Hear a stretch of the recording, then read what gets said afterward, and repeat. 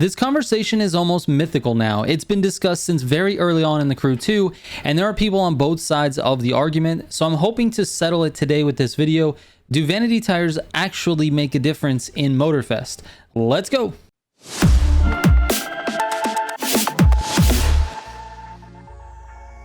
Real quick before I get into the video, if you're looking for any of my MOTORFEST tunes or my Need for Speed Heat builds, I've moved everything to my website. It's militiagamingco.com. There's links in the main navigation menu for Need for Speed Heat builds and MOTORFEST Pro settings, so click those if you're looking for that. The link to the site is actually in the description of this video. All right. Enjoy. All right, to start, I need to clarify a couple of things so that you don't go into this with the wrong impressions. Number one, I have not and do not plan on going back to the crew 2 to test vanities. This video is only about MOTORFEST.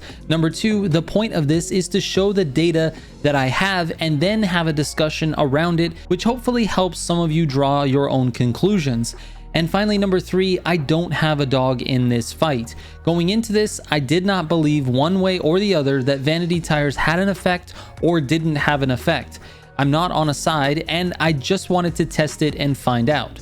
So let's set the table first. I tested a few different tires on two different tracks. The first test was run on Groundworks. For context, if you're not familiar with Groundworks, it does not feature very many turns. It is about 60% highways and the rest are higher speed sections with only a couple of sharper turns.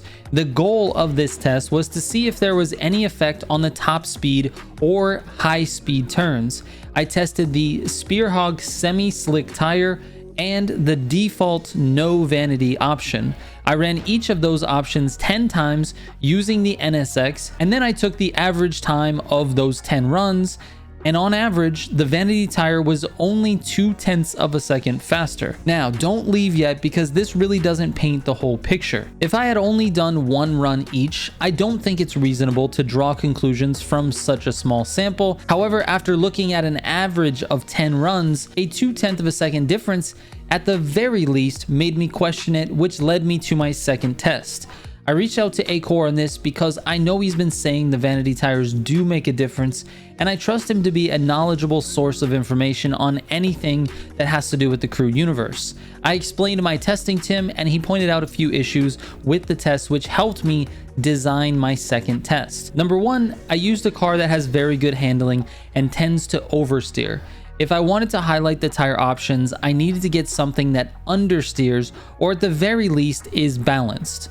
Number two, I used Groundworks as my test course, which really doesn't put the tires to the test much. Although I did determine there was a difference, it wasn't noticeable because the track I chose to use didn't stress the handling of the car very much. When you combine those two parameters, basically, I minimize the importance of the handling when it comes to the overall race times, so on to test number two. Now for this one, I used a car that was a tiny bit understeery, the R35. I also switched to the track Cayuga Spirit because it really tests the car's handling ability and it would spotlight any differences, and it's a course that I use to test all of my street vehicles, so it's something that I know I can be consistent on. And finally, I decided to test three options: no vanity tire, the Union Jack vanity, which is commonly referred to as one of the best handling vanity tires in the game, and the Spearhog common tire, not the semi-slick that I tested before, but the common Spearhog tire, which is one of the quote-unquote worst handling tires in the game. And on a track that takes only about 2 minutes and 20 seconds to complete, the Union Jack's average was more than a second faster than the no vanity option, with almost no difference between the no vanity and the Spearhog common.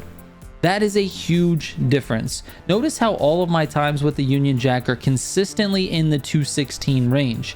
Now, I did happen to run a 2:16 with the no vanity option, but that run was an absolute burner. It was near perfect for my skills as a driver, whereas the Union Jack was much more forgiving and easier to run a 2:16 with, as you can see by the data. Not only did the data show it, but I could actually feel the difference in the corners. In this case, with the R35 on Cayuga Spirit, there was definitely a difference in the handling when using the Union Jack vanity tire.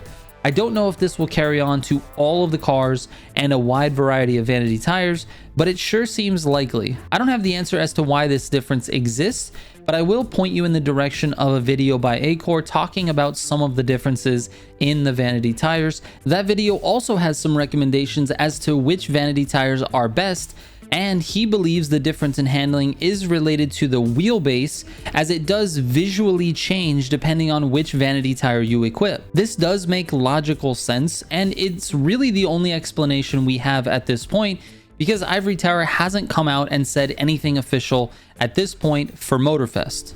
Anyways, I hope you enjoyed this video. As always, my DMs are open if you have any questions, and I will catch you on the next one. Trigger out.